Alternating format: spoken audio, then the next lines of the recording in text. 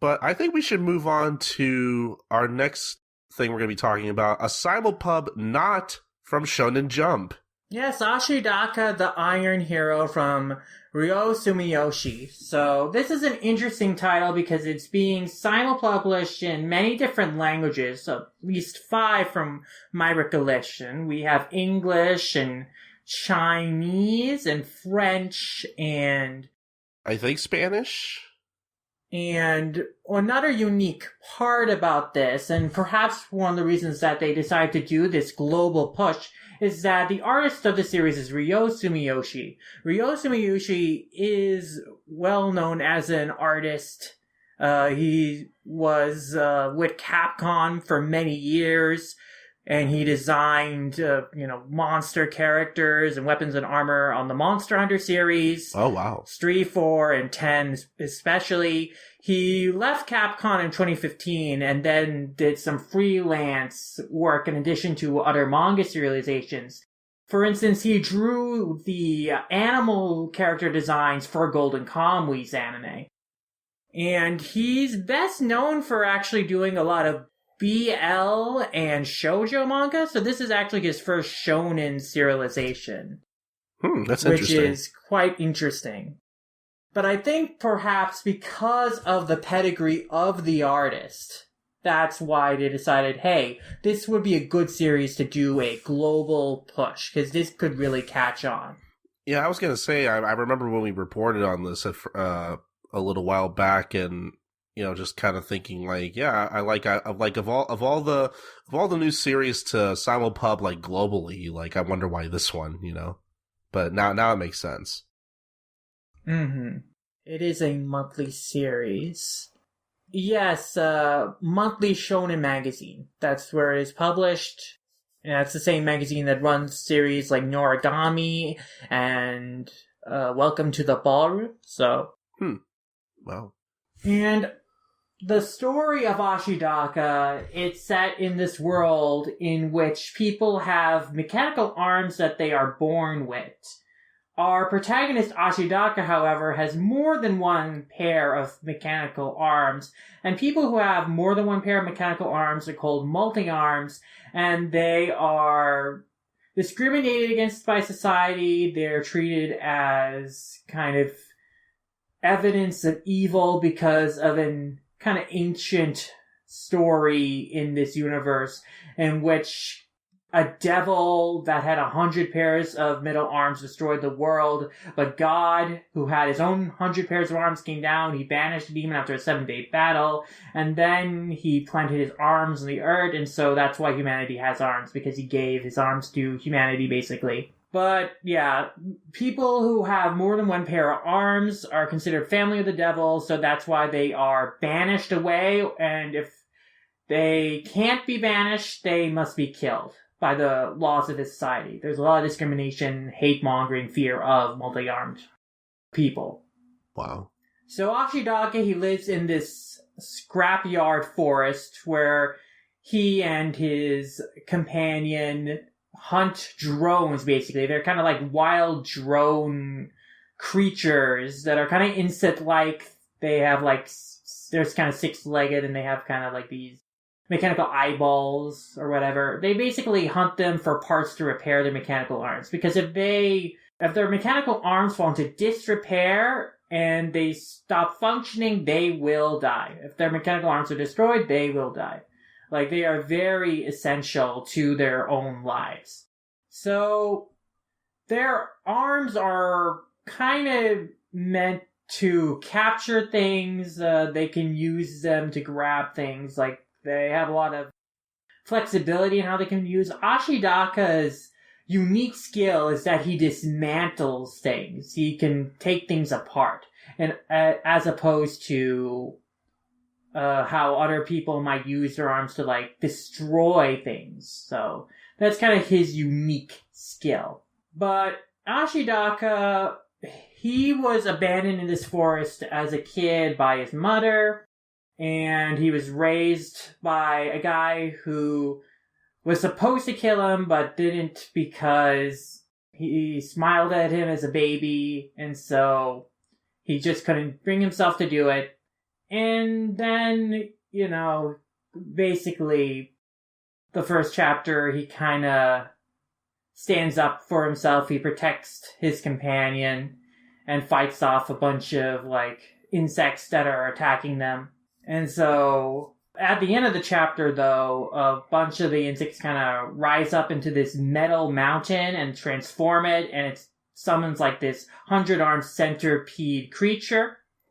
And so there's this whole idea of a catastrophe is going to be reborn, the devil has been reborn. And in the second chapter, the devil attacks the village that's nearby, and then Ashidaka tries to protect his mom and is unable to protect her, and she dies, but he manages to protect his little brother. And basically, Ashidaka vows to get revenge on the centipede monster, and so he and Geiji, his companion, they decide to track the monster by going to different towns, following its path.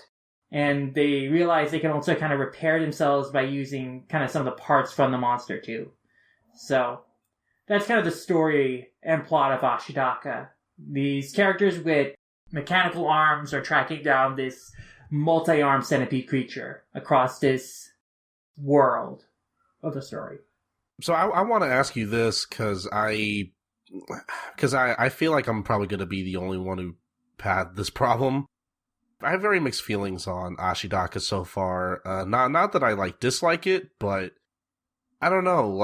I feel like the art really took me out of the story a lot because there were times where I had a lot of trouble figuring out what was going on, especially during the action scenes.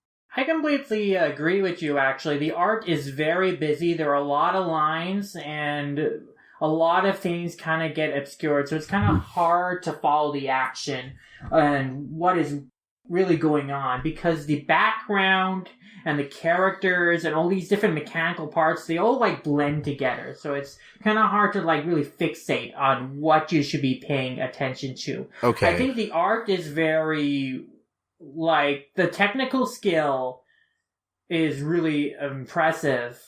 These mechanical designs, they are incredibly detailed. Oh, yeah. The gesture work, the expression work, all really excellent. There's a lot of character and energy in this art. It's very vivacious.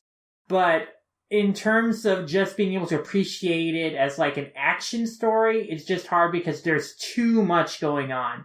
It could stand to be less cluttered, have more blank space in panels, and perhaps more use of screen tones to kind of emphasize what we are looking at in terms of separating background elements and character elements. Yeah, because there are times where and I mean when I say this, I don't want to completely disparage the art by saying this, but I can't figure out another way to describe it. There were times like the action scenes in particular, it felt like I was kind of watching a lot of scribbles. Yeah, I mean, it's like you said, it's interesting. Everything blends together so much that yeah, it really kind of took me out of what was going on, unfortunately. There is a scribbly quality to some of the art, but for me, that's just evidence of some of Sumiyoshi's draftsmanship skill. He's really excellent because he's able to communicate, really precise emotion and really precise gestures so loosely.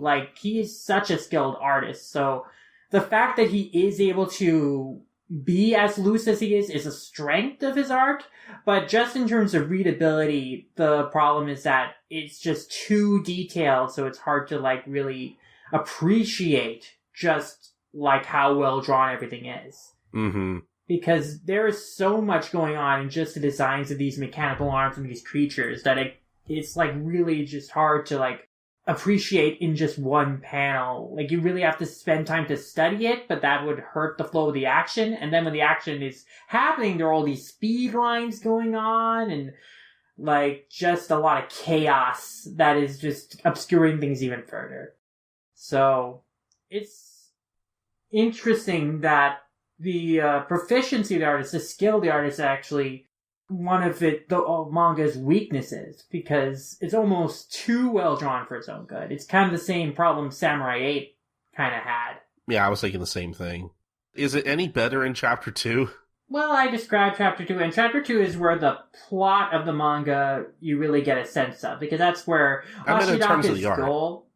In terms of the art, it's kind of more the same, and I wouldn't say that I was able to really follow the fight with the giant centipede creature any better. Especially because this creature has such a sense of scale that I really couldn't grasp just with how the panels were used, and again, because of just how much line work there is that is, like, really hard to follow. Mm-hmm. I mean, it's not that I can't follow the action at all, but it's just that it's not the cleanest and most clear. There are definitely panels where I don't know, like, what is actually being done, what is actually happening. Yeah, I mean, like I said, like, I think it's because of that, like I said, I don't dislike it. I would like to read more of it at some point, but I think maybe this is something I'll have to come back to at some point. Like, I'm not really, like, especially with something monthly, like, very rarely do I feel like I'm able to read things monthly, just because I have this thing where it's like, I gotta keep up a certain momentum with some series, otherwise it's like, if I spend too much time away from something, I don't have that drive to read something like I did the first time. That's just a personal thing with me, though. That doesn't really have anything to do with Ashidaka, and this might be like I guess this is one of those things where, like, your mileage may vary on this kind of thing, but like I said, for me, the art was so messy in places that, like, again, it took me out of my experience, unfortunately. And so I think maybe this is something I'll have to kind of shelve and maybe come back to another time. But otherwise, I still liked it, and I still recognize its good qualities, though. I will say that I do think that the character artwork by itself is really good. Oh, yeah, for sure. In terms of character design, I really like Geiji, Ashidaka's companion, whose name I was kind of blanking on earlier, but I actually do really like his character. I really like how his hat obscures and shadows his face. I think that there are a lot of really cool panels with that character. I also like his sharp fangs as well. You kind of get an animal-ish sense of quality to some of the mad faces characters make, which perhaps can be attributed to Sumiyoshi's skill drawing animal characters. But I think that adds kind of a unique flavor to their characterization. So I enjoy it quite a bit. You could definitely tell from his design that he is supposed to be like the thug with the heart of gold, almost. Oh yeah, definitely. Love shark tooth dudes. Yeah, they're usually the best.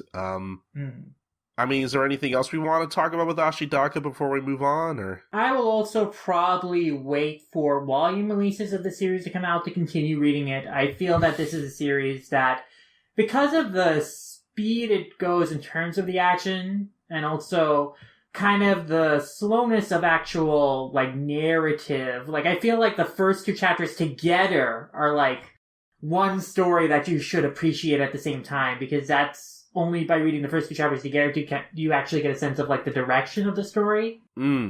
So I feel like that's another reason I would wait for the volume, is just because based on these two chapters, I have a feeling that this manga is not appreciated best episodically, but rather in a sequence, in chunks, because of kind of the pace of the storytelling. Yeah, I think I would agree. But yeah, I mean, for those of you who want to read Ashidaka, it is available on Comixology. It seems like they're putting out monthly chapters for $1.99 per. If you're a little more impatient than either of us, but you don't want to wait for volume releases, single chapters are on Comixology and are available if you want to read them.